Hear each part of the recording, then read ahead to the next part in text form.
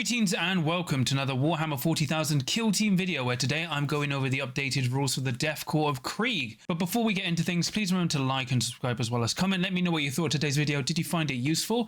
And remember, I've got a Discord you can check out for free in the episode's description below, an affiliate link at Element Games and Crossfire Games, and a Patreon if you want to give me some more support as well. But yeah, I'm going over the updated Death Korps of Krieg rules, which you can find on, well, for free on the Warhammer community website and the Kill Team app. So I'll be going through all of those now. So let's get on with it. So for your roster, you are still a 14 operative kill team. So you get 1 leader, 9 other operatives, and then up to 4 trooper operatives.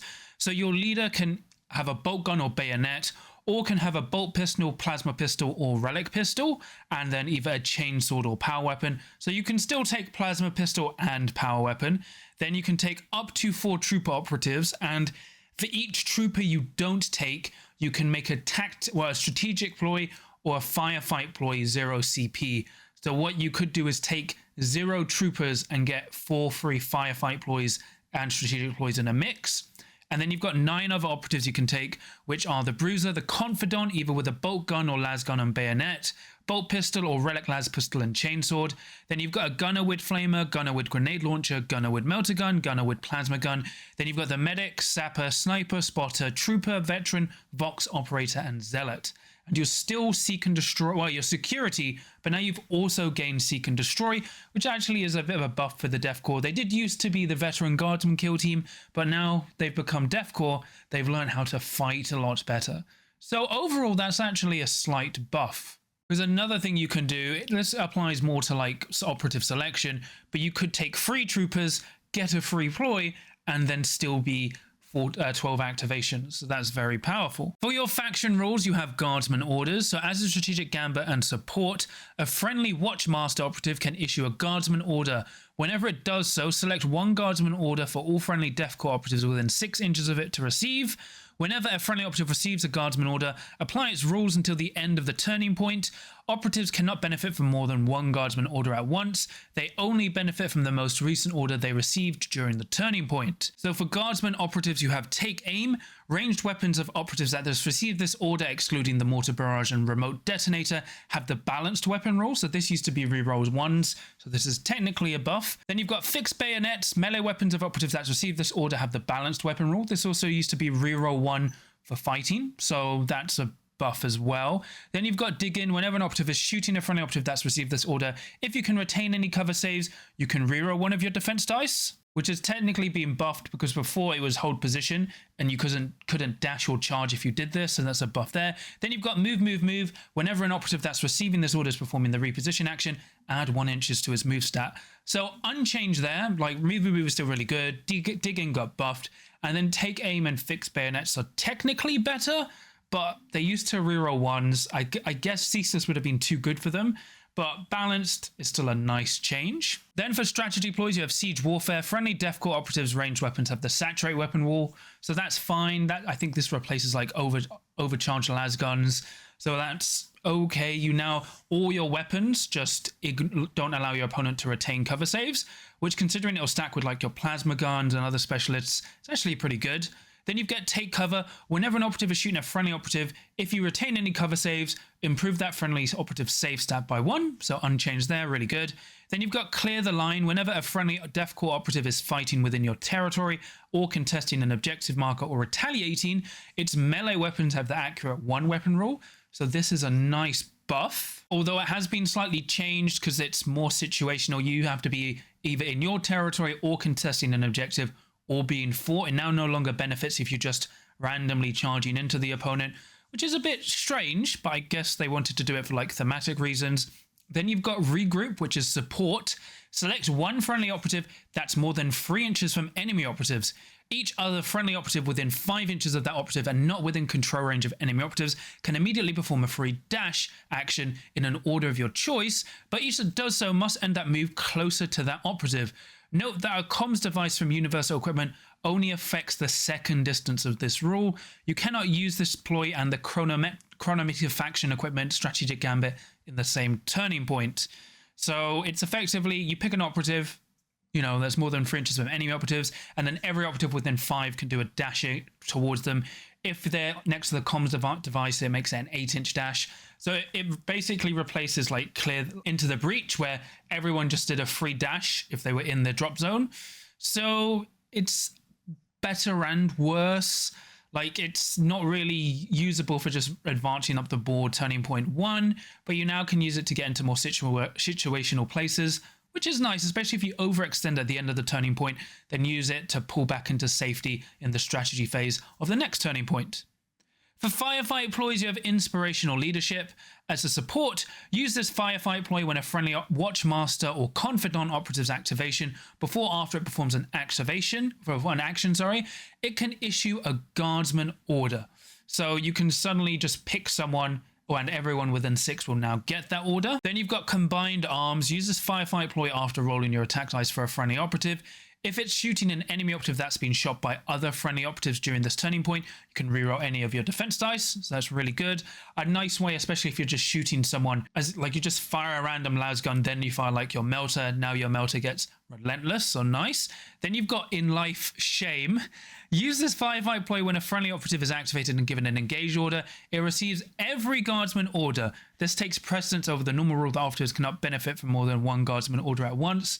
So once per turning point, you can make a Guardsman become the Super Guardsman, taking all 4 orders at once. I don't think you will really do this, but it is probably situationally good. Like if you need to suddenly, if you've got an operative with free APL, they can now charge, fight, and push up quite well. You know, it's fine. Then you've got In Death Atonement. Uses Firefight Ploy when a ready friendly operative is incapacitated. If it isn't within control range of enemy operatives, before it's removed from the kill zone, it can immediately perform one free action, unless otherwise specified. The operative would be injured for this. So this has been nerfed in 2 ways. The first one is you now count as being injured when you're using the ploy, and the other one, you now can't even activate it if you're within control range. So what you could do before, if someone charged you, you could play In Death Atonement and then stall out that activation. You now also don't get to activate that operative. You just immediately do a free action before it's removed. So you could do like a 2 APL action. You know, you've got more freedom in that. It is worse, and there is now counterplay for the opponent, but still a good ability if someone's in the open and ready. For operatives, you have the Watchmaster, who is 2 APL, 6-inch move, 5 up save, 8 wounds. This is the standard profile for your kill team. Everyone has 7 wounds, your leader has 8 because they're +1 wound, and everyone is on a 25mm base. You can have a bolt pistol, which is 4 attacks, 8 on freeze, free 4, range 8. A bolt gun, which is 4 attacks, 8 on freeze, free 4. The plasma pistol standard, which is 4 attacks, 8 on 4s, free 5, range 8, piercing 1. And then supercharged with 4 attacks, 8 on 4s, 4, 5, range 8, hot, lethal 5 up, piercing 1. And remember, because you now hit on 4s from freeze, on a 1 to 4, well, if you roll a 4, you take 8 damage. So, well, if you roll a 3, sorry, you'll take 6 and then basically almost die next turning point. Then you've got the Relic Las pistol, which is 4 attacks, 8 on freeze, 2, 4, lethal 5 up, range 8. Then you've got a Bayonet, which is 4 attacks, 8 on freeze, 2 free. Chainsword, which is 4 attacks, 8 on freeze, 4, 5. I believe this used to be free 4. And then the Power Weapon, which is 4 attacks, 8 on freeze, 4, 6. I think the go-to loadout is the Power Weapon and Bolt Pistol, because the Power Weapon is still great, and the Bolt Pistol is just free 4. You could go for the Plasma Pistol, which is free 5, and never overcharge it, but the Plasma Pistol is just really risky now. Then you've got Adaptive Orders. If this operative doesn't issue a Guardsman order as a strategic gambit, you can use the Inspirational Leadership Firefight Ploy for 0 CP during this operative's activation. If you, I guess, just wanted to delay activating, if you wanted to pass for some reason. Then you've got the Bruiser. He's got a Lasgun, which is 4 attacks, 8 on 4s, 2 free. And then the Trench Club, which is 4 attacks, used to be free. Hitting on freeze, used to hit on 4, I believe. Free shock. It's got the Bruiser ability, so once per turning point, when this operative is fighting or retaliating, in the Resolve's attack dice step, you can ignore the damage inflicted from 1 normal success. This is actually really, really nice. Makes the Bruiser a really annoying, like, roadblock for the enemy, especially if you just charge in and pass. Really good at tying stuff up, as well as just mauling, like 7 wound operatives. I would have liked it to be 3-4 or 4-4, but that probably would have been too much. Otherwise, the Bruiser's okay. Then you've got your Confidant, who can take a Bolt Pistol, a Bolt Gun, a Las Gun, a Relic Las Pistol, Bayonet, or Chainsword. It's got second in command. If a friendly Watchmaster operative is incapacitated and removed from the kill zone, you can use this rule. If you do so until the end of the battle, this operative can issue a guardsman order as a strategic gambit, even though it's now a Watchmaster operative, which is unchanged. Then you've got directive. Whenever this operative is activated, if you haven't used the second in command rule during the battle, you can select one other ready friendly Death Korps operative visible and within 6 inches of it. When this operative is expended, activate the other friendly operative before your opponent activates. If that operative is a trooper, ignore its group activation rule. So this is unchanged, allows your confidant to activate and then someone else to activate. So what you usually do, activate the confidant, then activate a gunner. Still really, really useful and pretty good. I'm actually a big fan of the bolt gun loadout, but the chainsword is now better because it's 4.5. It used to be 3.4 ceaseless, but take the 4.5 and then you're probably giving it a bolt pistol as well. So the confidant is really good. Then you've got your gunner. You can take up to 4 of these. Well, I mean, you can take all of them. So you've got the flamer, which is 4 attacks seen on 2s, 3-3, range 8, saturate, torrent 2. The grenade launcher frag, which is 4 attacks seen on 4s, 2-4, blast 2. The crack, which is 4 attacks seen on 4s, 4-5, piercing 1. Then you've got the melter gun, which is 4 attacks seen on 4s, 6-3, range 6, dev 4, piercing 2. The plasma gun, which is 4 attacks seen on 4s, 4-6, piercing 1. And supercharge, which is 4 attacks seen on 4s, 5-6, hot lethal 5 up, piercing 1. With a bayonet, which is 3 attacks seen on 4s, 2-3. I mean, you're always taking the grenade launcher, melter gun, and plasma gun. The flamer's better. You know, it's gone down a dice, but up in damage. Maybe on Gallo Dark, but I'm not really a fan of the flamer. But, you know, you're always taking the grenade launcher, melter gun, and plasma gun. It's kind of the Death Korps standard. Then you've got the medic, who has a las gun and bayonet. It's got the medic rule, so if someone dies and they're within 3 inches invisible, they don't die, they're left with 1 wound, then both operatives are -1 APL, and then the operative that died can do a dash, but if it does do a free dash, it must end within control range of the medic. So before you just had to dash a bit, you didn't have to end within control range. So this is a bit of a nerf. And then you've got the med kit for an action point, which will heal someone for 2d3. And this has been buffed because before you couldn't use this if you used the medic ability. Now you can use the med kit, just not on the operative that was revived by medic. So your medic's still pretty useful. Then you've got your sapper, who has changed quite a bit. So it's got a las gun, then a remote detonator, which is 4 attacks seen on 2s, 5-6, heavy dash only, limited 1, piercing 1, silent detonate, and then the bayonet. So detonate is don't select a valid target, instead shoot against each operative within 2 inches of your mine marker, unless heavy terrain is wholly intervening between that operative and the marker. Each of those operatives cannot be in cover or obscured. Roll each attack sequence separately in an order of your choice. This weapon cannot be selected if your mine marker isn't in the kill zone, and at the end of the action, remove your mine marker from the kill zone. So it's now got, it was originally like a 3-inch bubble, now it was back to 2-inch. It's actually a bit bigger because you don't measure from the center of the marker, you measure from the edge. Still very good. Then you've got mine layer. This operative is carrying your mine marker. It can perform the pickup marker action on that marker, and whenever it performs the place marker action on that marker, it can immediately perform a free dash. So what this means is it's always carrying the mine, and when you use the place mine, well, when you place marker action, you can do a free dash, but now you can also reposition your mine. You still only get 1 because you only carry 1 marker. But let's say you place it, your opponent moves away, you can now pick it up and reposition it later in the game, although you're probably never doing that. So otherwise, just with how the demo mine works, it's effectively unchanged and still very, very useful. But you can no longer, like, you used to be able to like move, plant it, then dash away. Now if you use the remote detonator, you can only dash. So it's basically a very, very defensive rule. Well, defensive piece instead of being a big, aggressive, punishing piece. Then you've got the sniper, who's a long las. So the concealed profile is 4 attacks in on 2s, 3-3, devastating 3, heavy, silent, concealed position. So concealed position you can only use this once per game. Then long las mobile, which is 4 attacks in on 3s, 3-4. This is a nerf because you used to be able to use the sniper profile mobile. And then you've got stationary, which is 4 attacks in on 2s, 3-3, dev 3, heavy. And you've got a bayonet. So the sniper has been nerfed quite a bit. As I said before, if you wanted to fire silent, you just stood still. You can't dash anymore. It's really weird considering the long las should be a permanent silent weapon. Maybe concealed position was an error. I feel like the sniper is still good. It's just very, very weird. Like the blooded sniper is silent permanently. So should the Death Korps, but otherwise it's still a good operative. Then you've got the spotter, who has a las gun, bayonet, and mortar barrage. So mortar barrage is 4 attacks in on 4s, 3-5, blast 2, heavy dash only, silent. So it used to be 5 attacks, 2-4. Now it's gone up to 4 attacks, 3-5. It has spot as an action. So support, select one enemy operative visible to this operative. Once during this turning point, when a friendly operative within 4 inches of this operative is shooting the enemy operative, you can use this effect. If you do so, that friendly operative's ranged weapons have the Seek Light Weapon rule, and the enemy can't be obscured. It's been buffed and nerfed, so now when it does spot someone, that opponent can't be obscured, which is really good, but you now can't group activate, because the play was, you'd see someone who was vulnerable, you would spot them, and then you'd have like the sniper or gunner immediately activate after. But the Death Korps spotter is generally better overall, especially with a more offensive mortar barrage that no longer costs 2 action points to fire. So you can spot for 1 action point and then blow someone away with mortar barrage.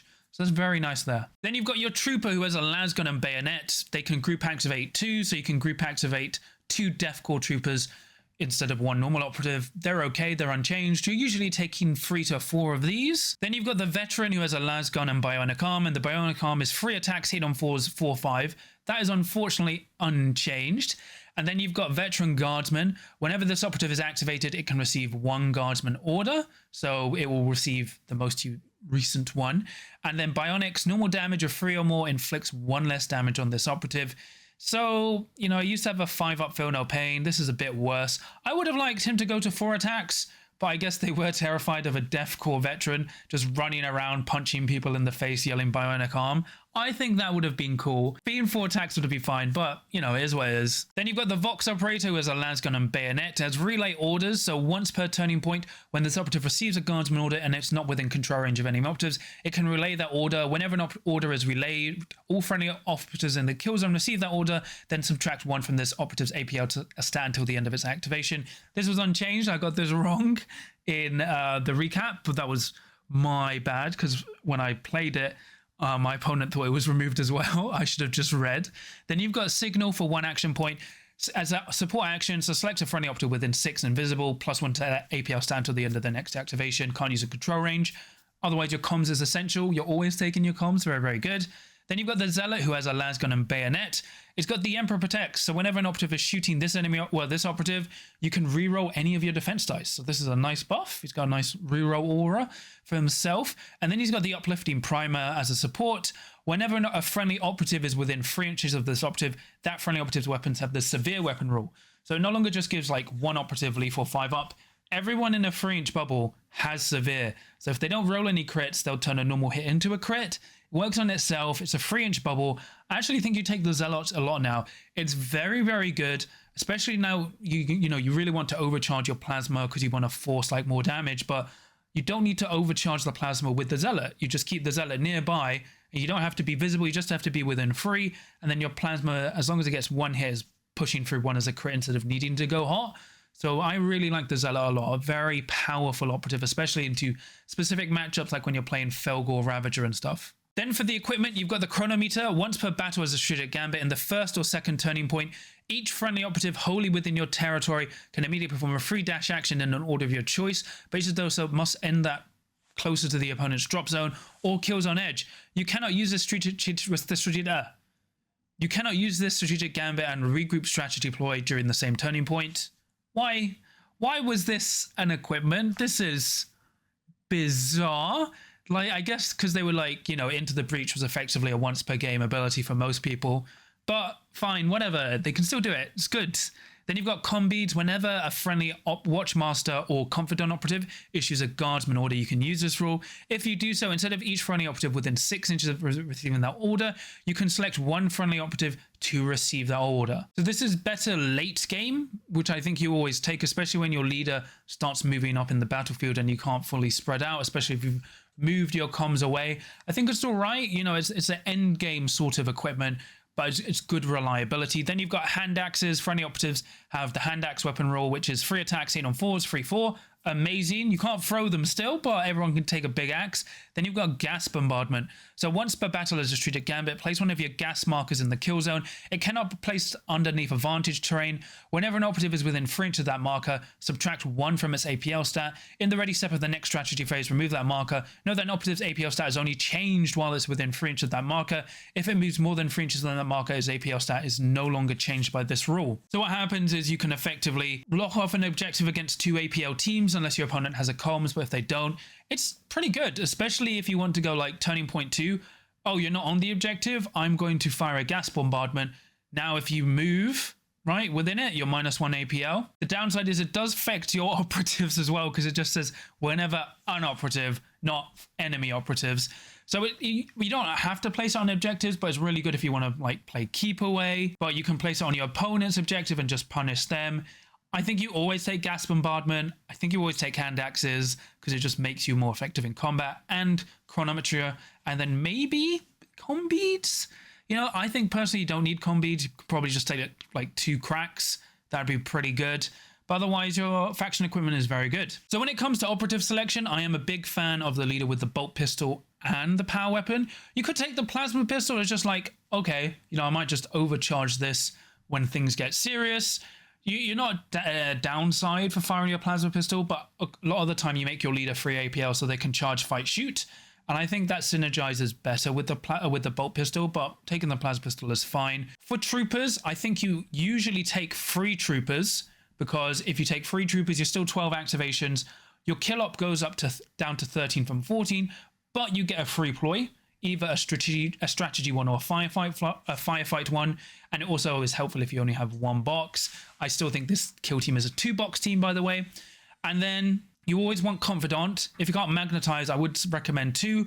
I like the confidant with either the bolt gun or the chainsword. The bolt gun is just really good. You'd never really give it a las gun. Then you want the gunner with grenade launcher, melter gun, and plasma. You do want the medic, in my opinion. The medic is very good, especially into shooting matchups. The sapper, the sniper, and then the spotter. But you may want to drop the medic sometimes for like the zealot, maybe into elite matchups. I think the zealot is probably a key operative you want to take. And you may start dropping the sapper. Like there's one operative you may drop. I just really like the buff aura of the zealot.